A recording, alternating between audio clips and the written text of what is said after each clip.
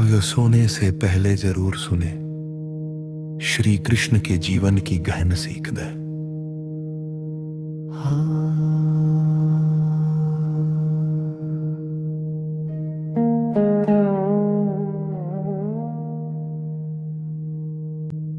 जब रात गहरी होने लगती है और दिन भर की आवाजें धीरे धीरे शांत हो जाती है, तब मन की बातें सबसे ज्यादा सुनाई देती है।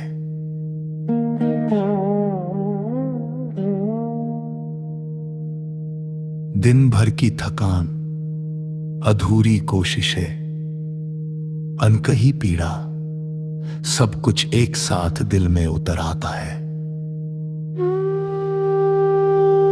ऐसे समय में अगर श्री कृष्ण की जीवन सीख हमारे मन तक पहुंच जाए तो मन अपने आप शांत हो जाता है।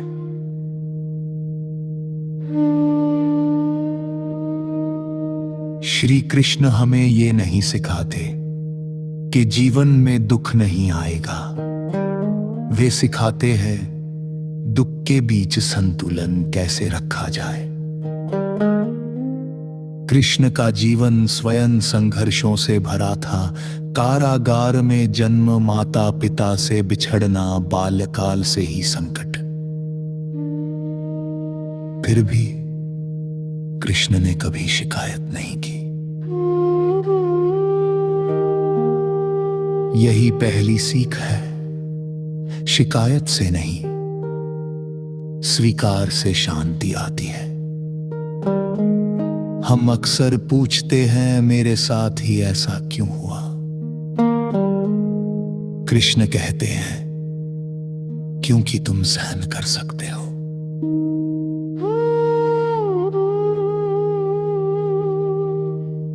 हर पीड़ा, हर प्रतीक्षा,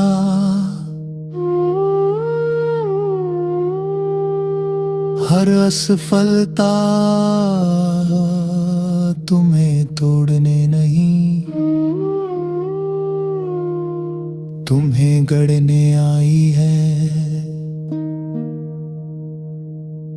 जो आज बोझ लग रहा है वही कल तुम्हारी शक्ति बनेगा।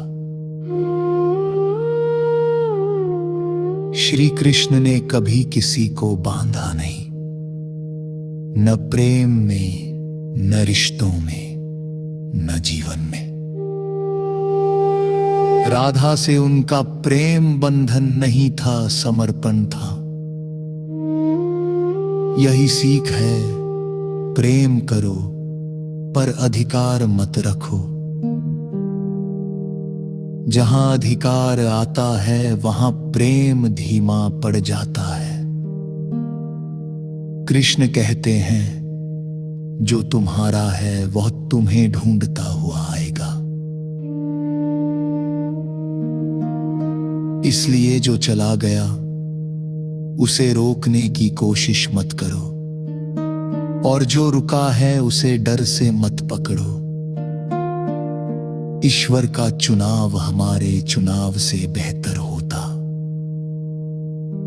महाभारत के युद्ध से पहले अर्जुन टूट चुका था। हाथ कांप रहे थे, मन भ्रमित था। तब कृष्ण ने यह नहीं कहा, डरो मत। उन्होंने कहा, अपने कर्तव्य याद करो। कभी कभी डर को हटाने से पहले हमें अपने उद्देश्य को याद करना पड़ता है। आज अगर तुम भी भ्रम में हो, दिशा समझ नहीं आ रही, तो याद रखना, कृष्ण तभी मार्गदर्शन करते हैं जब हम उन्हें सारथी बनने देते हैं। हर बात का उत्तर शब्दों से नहीं दिया जाता।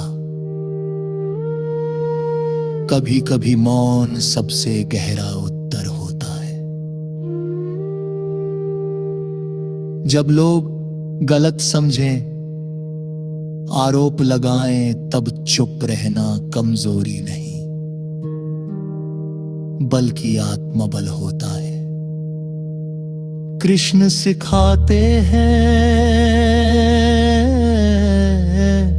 आज जो अधूरा रह गया, जो नहीं हो पाया, उसका बोझ आज यहीं रख दो।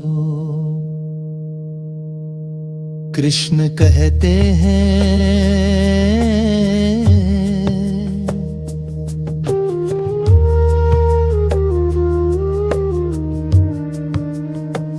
हर दिन का बोझ अगले दिन मत ढो।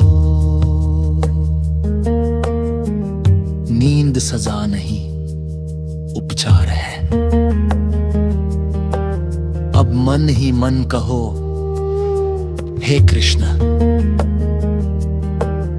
मुझसे जो गलतियां हुई उनसे मुझे सीखने दो, पर उनका बोझ मेरे हृदय पर मत रहने दो। तुम्हारा मूल्य तुम्हारी सफलता से नहीं, तुम्हारे अस्तित्व से है। कृष्ण ने सुदामा को उसकी गरीबी से नहीं, उसकी भक्ति से अपनाया। अगर आज तुम खुद को कमजोर समझ रहे हो तो याद रखना, जिसे कृष्ण स्वीकार कर ले वह कभी तुच्छ नहीं हो सकता। अब धीरे धीरे सांस लो, सांस भीतर, सांस बाहर। हर सांस के साथ चिंता को बाहर जाने दो। कल्पना करो, एक शांत वन, हल्की बांसुरी और सामने श्री कृष्ण मुस्कुराते हुए।